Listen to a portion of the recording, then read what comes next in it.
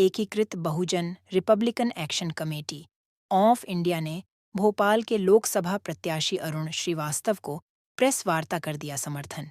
हम डॉक्टर अंबेडकर द्वारा निर्मित संविधान, लोकतंत्र और अपनी बहुजन समाज को बचाने, भाजपा नरेंद्र मोदी को रोकने इंडिया गठबंधन को समर्थन कर रहे हैं।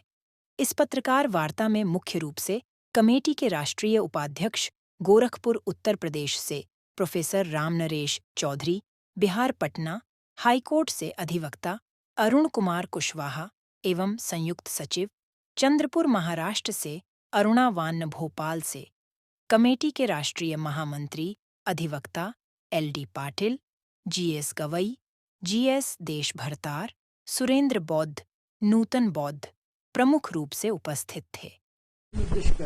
मूल उद्देश्य है आज के प्रेस कॉन्फ्रेंस का कि जो भारत में संविधान को बचाने की बात करेगा वही अब भारत में राज करेगा।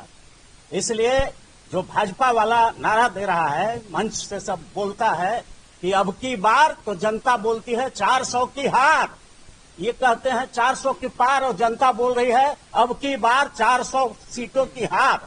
तो चारों तरफ भाजपा के खिलाफ माहौल पैदा हो गया है और एक नारा तो एकदम गूंज रहा है कि जो संविधान को बचाने की बात करेगा वही अब भारत में राज करेगा और इंडिया गठबंधन पूरे देश में संविधान की रक्षा के लिए चट्टान की तरह खड़ा हो गया है। इसलिए इस बार कहीं से भी वो 100-150 सीट से ऊपर नहीं जा रहे हैं और इंडिया गठबंधन का, मैं बिहार से आ रहा हूं, बिहार में 40 लोकसभा क्षेत्र है, उसमें 10 भी नहीं पार करने जा रहा है एनडीए का गठबंधन और वहां बहुत जबरदस्त रिजनमेंट है। तो अब हम ये बोल रहे हैं, राहुल गांधी जी हमारे नेता हैं इंडिया गठबंधन के, वो पूरे देश में कह रहे हैं कि हम 90% जो गरीबों का हिस्सा छीना गया है, अनुसूचित जाति का, जनजाति का, अत्यंत पिछड़े वर्ग का, ओबीसी का, माइनॉरिटी का, सामान्य वर्ग में जो गरीब हैं उन सबों का जो हक छीना गया है, आज न्यायपालिका में हिस्सेदारी नहीं मिल रहा है, कार्यपालिका में नहीं मिल रहा है, विधायिका में नहीं मिल रहा है, प्राइवेट सेक्टर के सरकारी मीडिया में हिस्सेदारी गरीबों की नहीं मिल रही है। तो जो चारों तंत्रों में 90% हिस्सेदारी की बात करेगा वही भारत में राज करेगा और ये नारा पूरा गुंजायमान है।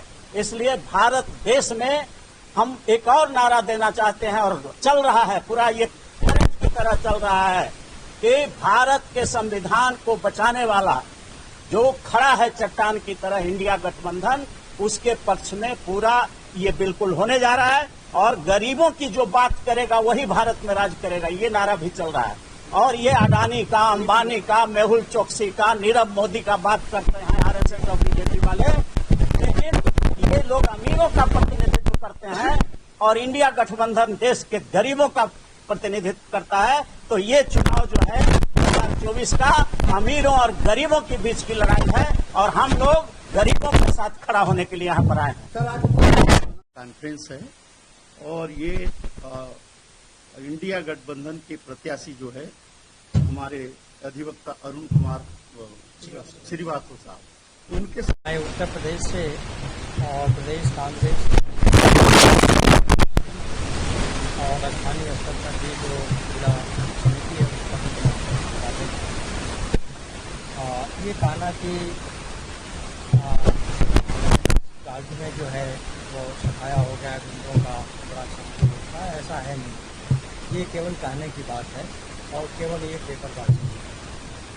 हमारे उत्तर प्रदेश में अनुसूचित जात, पिछड़ा वर्ग, अत्यंत पिछड़ा वर्ग, अल्पसंख्यक ये बहुत ही व्यवस्था है। इनकी कहीं कोई पूछ नहीं है, इनका कोई संरक्षण नहीं मिल रहा है और ये हर तरह से ये प्रताड़ित किए जा रहे हैं। कुछ लोगों का राज्य है, ये सही बात है और विकास तो सामान्य बात है, विकास तो करना ही है, सड़क बनना है, योजनाएं लागू होनी है, ये तो सामान्य बात है। तो इसको लेकर हम बहुत विकास की बात नहीं करें। विकास तो उसमें होना चाहिए कि जिसमें देश का जो गरीब है, मजदूर है, छात्र है, किसान है, वो जो है राष्ट्र की धारा में आए, उनके मांगों को माना जाए, तब हम ये मानेंगे कि विकास की बात हो रही है। उनको तो छात्रों को तो लाठी बरसाया जा रहा है उत्तर प्रदेश में, वो रोजगार की मांग कर रहे हैं, नौकरी की मांग कर रहे हैं। 18,000 कुछ जो है वो शिक्षक वो क्लियर नहीं हो पाया है। आज तक वो न्यायालय के उसमें पड़ा हुआ है और वो क्लियर नहीं हो पाया, उसमें रिजर्वेशन नहीं दिया गया। इतनी बड़ी बात है। ये हालत तो देखिए उत्तर प्रदेश में नहीं, और ये काफी लड़ाई हर जगह पर है, और हमें ऐसा लगता है कि जो है ऐसा भारतीय जनता पार्टी का अगर आप संविधान जो कि इन्होंने इलेक्शन कमीशन ऑफ इंडिया में रजिस्टर्ड कराया है, उसमें बहुत क्लियर कहा है कि हम ह्यूमनिज्म और भारतीय संविधान के अंतर्गत काम करेंगे। लेकिन अफसोस है, दुख है कि जिस शब्द को लेकर के इन्होंने रजिस्ट्रेशन कराया, उन्हीं के खिलाफ ये लोग काम कर रहे हैं। देश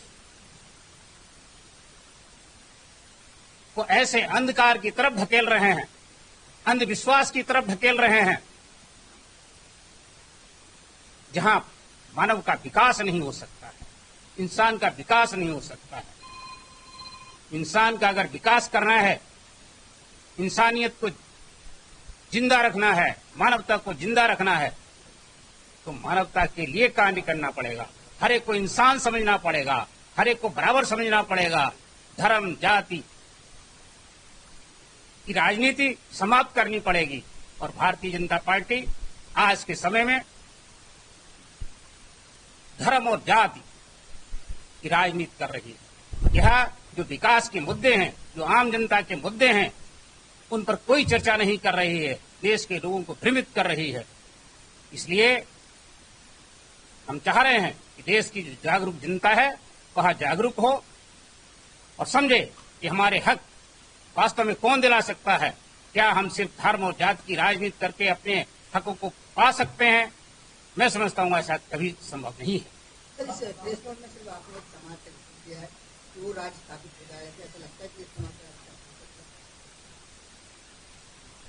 बिल्कुल स्थापित हो सकता है, क्योंकि यहाँ वोट जो बाबा साहब ने अधिकार दिया, और भारत की जो जनता है वह SC ST OBCs माइनॉरिटीज लगभग 90%। आज आप जिनका समर्थन कर रहे हैं, लगातार कांग्रेस पार्टी जो लोग भारतीय जनता पार्टी में ज्वाइनिंग हो रही है, ऐसा ना हो भाई 2 दिन पहले ये भी ज्वाइन कर ले, हर इनका समर्थन कर रहे हैं। देखिए, जो लोग भाजपा में जा रहे हैं वह किसी मजबूरी में जा रहे हैं, किसी डर और भय में जा रहे हैं। किस प्रकार का डर, ये तो जानना चाहिए। सभी लोग जानते हैं कि चुनाव के दौरान लोगों को ईडी CBI का डर दिखा करके उनको जेलों में डाला जा रहा है। और डर भयभीत वो लोग ज्यादा हो रहे हैं जिन्होंने अकूत संपत्ति इकट्ठा कर रखी है। उनको डर और भय है कि अगर हम इनके साथ नहीं गए तो कल मेरे साथ भी ऐसा ना हो जाए। इसलिए ऐसे वो लोग, गद्दार लोग छोड़ छोड़ करके भाग रहे हैं।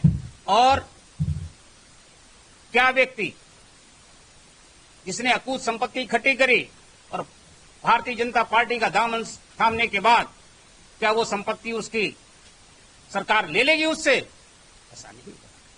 इस देश की मीडिया, इस देश के लोग सभी जानते हैं कि जो भारतीय जनता पार्टी में लोग गए हैं वह बेदाग नहीं है, बहुत दाग भरे लोग हैं। और वो दाग भरे लोग अपने को बचाने के लिए, देश को बचाने के लिए नहीं जा रहे हैं, देश की जनता के विकास के लिए नहीं जा रहे हैं, वो केवल अपने को बचाने के लिए जा रहे हैं। आपको लगता है कि कांग्रेस के सब बेदाग लोग इसलिए? ऐसा नहीं है, ऐसा नहीं है कि कांग्रेस में सारे ही लोग बेदाग हैं या दागदार हैं। हर पॉलिटिकल पार्टी में 100% कोई भी बेदाग नहीं है। तो बड़ा सवाल जिसको आप समर्थन दे रहे हो उसका एक ही प्रत्याशी पार्टी का क्या वजह है? दूसरा ये कि आप इन्हें कब से जानते हैं? देखिए, हमारे संगठन के संयोजक जो हैं विजय भोज जी इसी भोपाल से हैं और वो इनको बहुत समय से लंबे अरसे से जानते हैं, उनकी क्रियाकलाप को जानते हैं कि उन्होंने क्या क्या कार्य किए हैं। वह एक अधिवक्ता है, वह बहुत बखूबी से सर मेरा सवाल ये नहीं है हाँ। कोई भी कांग्रेस के जनप्रतिनिधि या नेता हो, जिनको आप समर्थन दे रहे हैं, हाँ। आप लड़ा रहे हैं। मैं आपके प्रश्न को बता, चूंकि हमारा जो संगठन है वह इनको समर्थन देने के लिए इकट्ठा हुआ है, वह किसी और कार्य में व्यस्त हैं, उनकी भी एक प्रेस कॉन्फ्रेंस है, इसलिए वो यहाँ पर उपस्थित नहीं हो पाए। नहीं, आप खाली सजा के बैठो, माला लेके बैठो, समर्थन दे रहे, इनको आगे बढ़ाना चाह रहे हो, कोई आपके साथ खड़े नहीं, तो आपका समर्थन ऐसा नहीं है, ऐसा नहीं है, ऐसा नहीं है। पॉलिटिकल पार्टीज के कार्यकर्ता प्रत्याशी आज के दिन तमाम मीटिंग्स हो रही हैं। आपको पता है कि आप यहाँ 7 तारीख को चुनाव है, एक एक मिनट बहुत कीमती है उस नेता के लिए, एक एक वोट बहुत कीमती है उस वोट को बचाने के लिए, इसलिए हम लोग उनके समर्थन में यहाँ इकट्ठा हुए हैं। तो बड़ा चाह रही है, आप लड़ेंगे।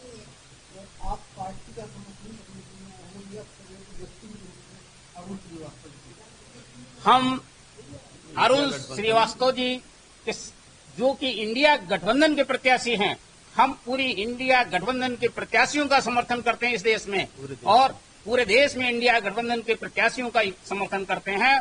और इसलिए समर्थन करते हैं कि भारत में लोकतंत्र को बचाना है, भारत में संविधान को बचाना है, भारत में हर मानव का विकास करना है, न कि केवल 10% लोगों का विकास हो और 90% लोग गरीबी बेरोजगारी की जिंदगी जिए। इसलिए हम लोग यहाँ पर इकट्ठा हैं। मेरा नाम शांति प्रकाश है, मैं एडवोकेट हूँ सुप्रीम कोर्ट ऑफ इंडिया में और इस संगठन का राष्ट्रीय अध्यक्ष हूँ। धन्यवाद।